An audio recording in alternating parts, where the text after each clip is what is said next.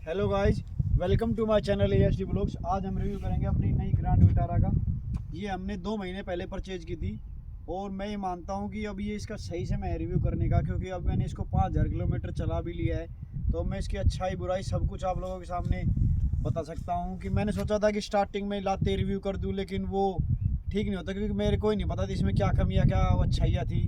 अब मेरे को अच्छे से पता चल गया इसके अंदर क्या कमियाँ है, इसकी क्या अच्छाई है, सब कुछ मैं आज भाइयों के सामने शेयर करूँगा। कि हमने 15 लाख के बजट में ऑप्शन तो मार्केट में काफ़ी है, जैसे मारुति का इस वक्त विक्टोरस हालांकि लॉन्च नहीं हुई थी जब हमने ये परचेज की, लेकिन ये था कि मारुति को नया प्रोडक्ट लॉन्च कर रही है। तो उसके अलावा क्रेटा भी था इसका कंपेटिटर, लेकिन हमने फिर इसको चूज़ किया क्योंकि हमारी मेन कंसर्न था माइलेज। और ब्रेजा पे हम इसलिए नहीं गए क्योंकि ब्रेजा में भी सेम इंजन आता है, लेकिन ब्रेजा के अंदर वो CNG के अंदर बूट स्पेस नहीं मिलता, इस वजह से हमने फिर इसको चूज़ किया। ये गाड़ी हमें ऑन रोड पड़ी थी 13,65,000 रुपये की हमें ऑन रोड पड़ी थी। तो इसमें कुछ डिस्काउंट वगैरह भी चल रहा था, कुछ ऑफर वगैरह भी थे इसके अंदर। GST की छूट के बाद में हमें 49,000 रुपये की तो वैसे छूट मिल गई थी और कुछ ऑफर वगैरह थे इसके ऊपर। तो आज हम इसका रिव्यू करते हैं। तो हमने इसका पहले तो मैं आप लोगों को ये बताता हूँ कि इसमें हमने काम क्या क्या करवाया है। 12,16,000 रुपये का इसका एक शोरूम था, उसके ऊपर से 80,000 रुपये इसके लगे RC के और 40,000 रुपये का इंश्योरेंस। उसके अलावा हमने इसमें कुछ में एक्स्ट्रा काम कराया, जैसे कि अलॉय व्हील हमने ये कंपनी से ही डलवाए थे, 47,000 रुपये के अलॉय व्हील में लगे थे हमारे। इसका टायर साइज है 17 इंच के हैं, इसमें 215/60R17। तो 17 इंच का टायर साइज मेरे हिसाब से काफ़ी बड़ा होता है अपने सेगमेंट में, किसी गाड़ी में शायद 17 इंच का आता भी नहीं है इसका। और इसमें एक बात और है, इसमें चारों में डिस्क ब्रेक है, तो ब्रेकिंग के मामले में भी ठीक है ये कुल मिला के। तो इसके अलावा एक हमने ये भी एसेसरीज का पार्ट है, ये हमने बाहर से लगवाया, एजेंसी से ही लगवाया था, सॉरी बाहर से तो नहीं। और इसके अलावा एक ये क्रोम गार्निश लाइट के ऊपर, ये भी हमने एजेंसी से लगवाई थी। और एक ये एजेंसी से हमने लगवाया था, एजेंसी का पार्ट है।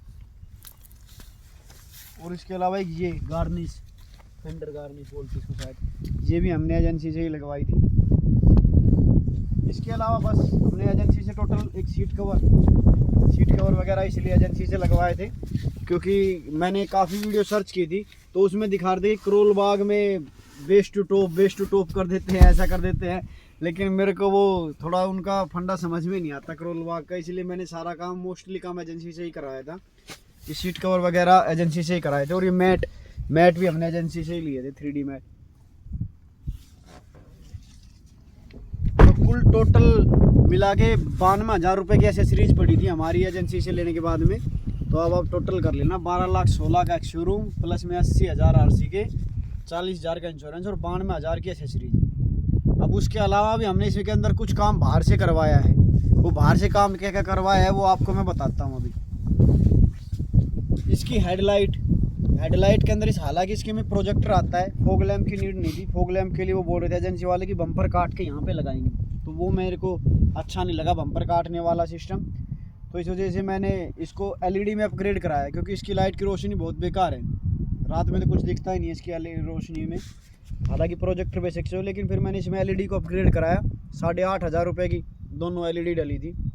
और फिर LED का एक नुकसान भी है, अभी फॉग के सीजन में LED के अंदर वैसे कुछ नहीं दिखता, तो इसके लिए 5,500 रुपये की ये फॉग लाइट येलो कलर की ये लगवाई है।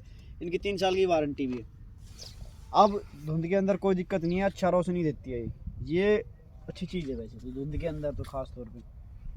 और इसके अलावा 2,500 रुपये की हमने शायद इसके अंदर वो ऑटो फोल्डिंग वाले बटन से फोल्ड होते हैं ये।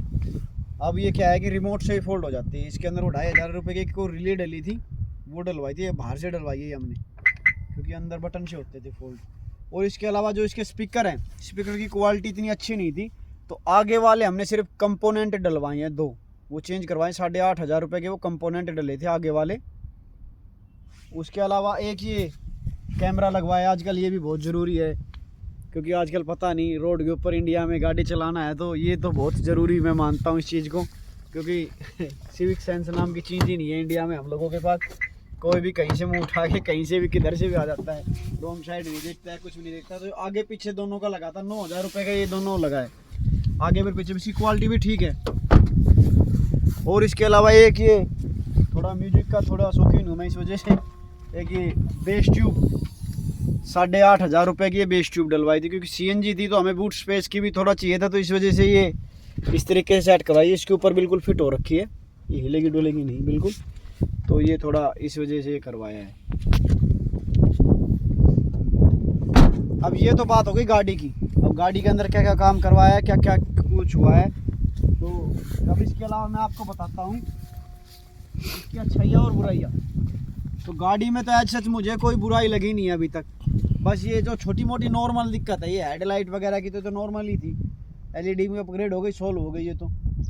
इसके अलावा तो अभी तक तो कुछ दिक्कत आई नहीं। 5,000 किलोमीटर के अंदर ना ही तो कोई सर्विस से रिलेटेड कोई इशू है। मारुति की सर्विस तो वैसे भी बढ़िया है, क्योंकि इससे पहले भी मेरे पास स्विफ्ट गाड़ी थी, सस्ती सर्विस हो जाती है, माइलेज का माइलेज देती है, तो इस वजह से इसी के ऊपर प्रेफरेंस थी हमारी कि माइलेज का मेन कंसर्न था, क्योंकि डेली मेरी रनिंग 100 किलोमीटर के अप्रोक्स रहती है, 88, 90, 100 ऐसी चल जाती है गाड़ी, तो इस वजह से मेन कंसर्न माइलेज ही था हमारा तो गाड़ी लेने के लिए।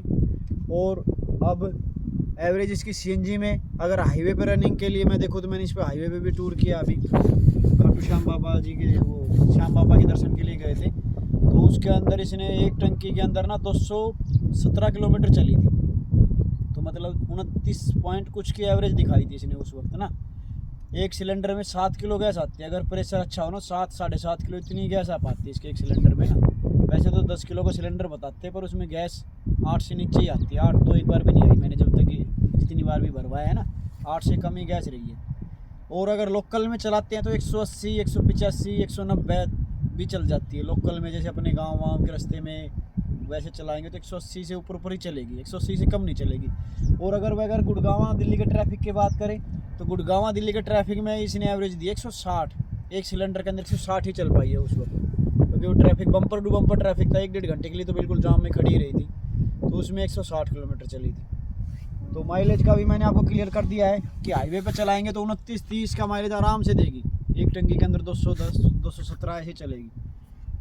जो लोकल में चलाएंगे तो 180, 190 चलेगी, और ट्रैफिक में गुड़गांव दिल्ली के में 160। तो माइलेज के हिसाब से मैं मान रहा हूँ बहुत अच्छी है ये, इतनी बड़ी गाड़ी होते हुए इतना अच्छा माइलेज दे रही है, तो मेरे हिसाब से तो कोई दिक्कत नहीं है गाड़ी को माइलेज को लेकर। जिस चीज़ के लिए मैंने ली थी वो मेरा काम 100% संतुष्ट हुआ है कि भाई माइलेज बहुत अच्छा है इसका, तो मेरे को माइलेज से रिलेटेड कोई इशू नहीं है इसके अंदर। और उसके अलावा तो अभी कुछ कमी आई नहीं है, कुछ कमी आएगी तो भाइयों के साथ वो भी शेयर करूँगा।